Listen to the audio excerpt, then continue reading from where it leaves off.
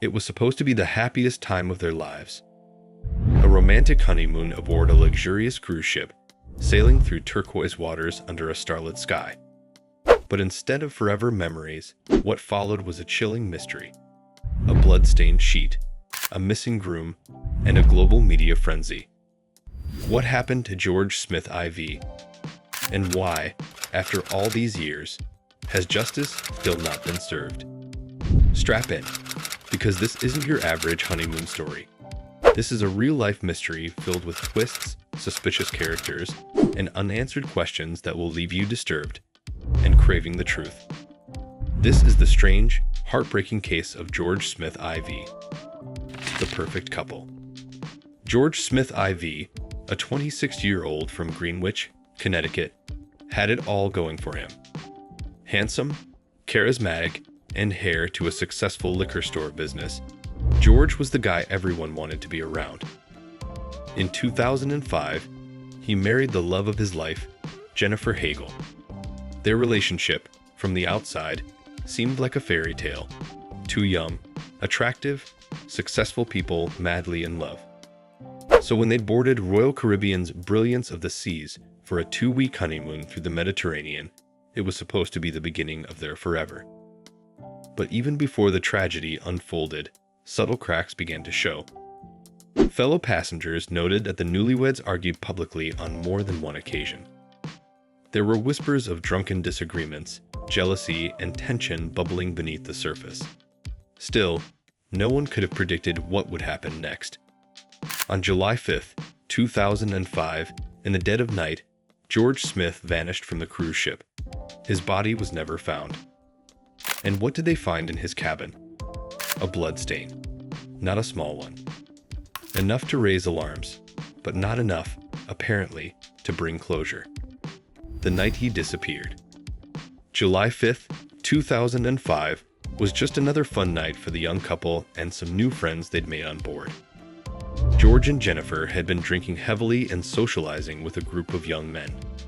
3 Russian-American brothers from Brooklyn and their cousin. The group hit the casino, downed drinks, and laughed late into the night. By the early morning hours, they were spotted by several passengers wobbling down the hallways, visibly intoxicated. At some point, Jennifer left George, claiming she had passed out in a hallway and was escorted back to her room by ship staff. George, however, ended up in his cabin with the group of men, continuing to drink. Around 4 a.m., loud thumps and laughing were reported near George's room. Then, silence. At 4:30 a.m., a security officer found an eerie sight. A blood smear was visible on a white canopy just below the balcony of the Smiths' cabin. Inside the room, blood on the sheets. No George. No signs of a struggle, but something was very, very wrong. And that was just the beginning of the mystery. Jennifer's strange behavior. Now here's where things start to get even stranger. Jennifer Hagel's behavior following George's disappearance raised more than a few eyebrows. When ship security questioned her the next morning, she seemed disoriented and confused. She allegedly claimed not to remember anything. But others pointed out that she wasn't acting like someone whose husband had just vanished under mysterious, bloody circumstances. Instead of staying behind with investigators, Jennifer flew back to the U.S. shortly after the ship docked. That decision shocked George's family. His parents believed Jennifer should have stayed, helping authorities get to the bottom of what happened to their son. To make matters worse, Jennifer eventually accepted a financial settlement from Royal Caribbean. Part of the deal, she agreed not to pursue further legal claims against the cruise line. To many, it looked like she was running from something or hiding something. Of course, memory loss can occur during extreme trauma. But it's hard to ignore the optics.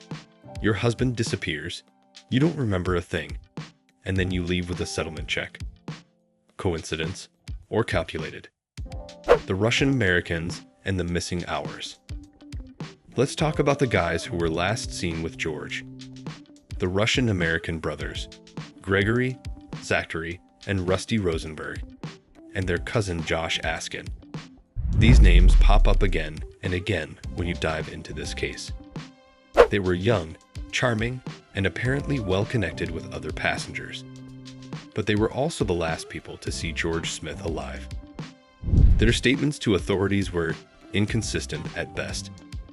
They claimed George was heavily intoxicated and that they left him alone in his room sometime after 4 a.m. But here's the twist.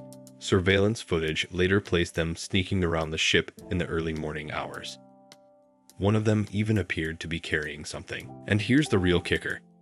A few years later, a secretly recorded video surfaced showing one of the men laughing and joking about George being tossed overboard. Now, they claimed it was all a joke, a tasteless, drunken gag. But who jokes about something like that, especially when they were the last known people with a missing man? There's smoke here. So where's the fire? Royal Caribbean's shady handling. Royal Caribbean did itself no favors in this case. From the very beginning, the cruise line was accused of being more concerned with its reputation than the truth. Ship security failed to properly secure the crime scene. Staff cleaned the Smith's cabin the same day George went missing. Evidence? Possibly wiped away. Blood on the sheets. Washed. Room? Sanitized. Even worse, the cruise line issued a press statement downplaying the incident, calling it a missing persons case, rather than a potential crime. George's family was left in the dark. The Smiths weren't even informed by Royal Caribbean. The FBI had to step in. And when Jennifer accepted her financial settlement, it only furthered suspicions that the cruise line was trying to buy silence. Investigations were muddled, evidence went missing, and leads ran cold. Whether it was gross negligence or something more sinister, Royal Caribbean's handling of the tragedy only deepened the mystery. Let's pause for a second and ask ourselves, if your child vanished on a cruise ship and the room was cleaned up within hours, wouldn't you be screaming for answers? FBI involvement and lack of charges. The FBI did eventually take over the case, treating it as a potential homicide. For years, they conducted interviews, re-examined evidence, and followed leads. But here's the kicker. Despite all of this, no one was ever arrested. Not Jennifer. Not the Russian Americans. Not a single person. The FBI remained tight-lipped throughout their investigation, fueling frustration from the public and George's family. Why were there no arrests? Was it lack of evidence? Legal complications? Or something deeper, something being protected behind closed doors? In 2015, a full decade after George's disappearance, the FBI officially closed the case. No charges, no arrests, nothing. Can you imagine? A man goes missing on a cruise ship. Blood is found. Suspicious characters are involved. A chilling video surfaces. And still, justice is never served. Some believe it was a tragic accident. That George, drunk and disoriented, fell overboard. But others, many others, believe it was foul play. Maybe even murder. And here's the real tragedy. Without a body, without solid evidence, the truth may never fully surface. Public opinion and theories. Over the years, public opinion on George Smith's case has split into two major camps. One believes George simply fell off the balcony. After all, he was drunk. He was disoriented. Accidents happen, right? But then there's the second camp, the one that can't shake the inconsistencies. The eerie silence, the blood, the shaky alibis, the mysterious behavior of his companions. This camp believes George was killed, either by accident during a drunken altercation or intentionally, and that a cover-up followed. The joking video, the quick cleanup, the lack of transparency. It's all too much to dismiss as coincidence. Some believe the cruise line played a role in burying the truth to avoid scandal. Others think Jennifer may have known more than she let on. And then there are those who point to the Russian Americans, who had every opportunity and perhaps even motive. But here's the haunting part. When justice isn't served, speculation becomes fact in the public's mind. In this case, it's soaked in speculation. Families fight for truth. For nearly 2 decades, George Smith's family has fought relentlessly to uncover the truth. His parents, especially his mother Maureen, became the face of a national campaign demanding better cruise ship safety laws. They weren't just looking for justice for their son. They were trying to ensure that no other family would have to endure the same nightmare. Their pressure helped push forward the Cruise Vessel Security and Safety Act of 2010, a bill designed to improve safety protocols on cruise ships and ensure transparency when crimes or disappearances occur at sea. But despite all of their efforts, despite going on national television, rallying public support, and pressing the government, they still don't have closure. George's body was never recovered. His last moments remain a mystery, and the people involved?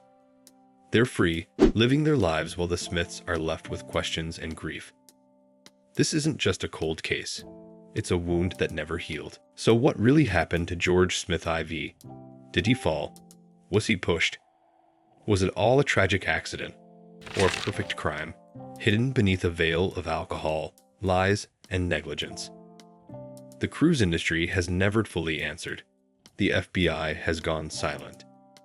And the only people who really know the truth, they've either stayed quiet or disappeared into the crowd.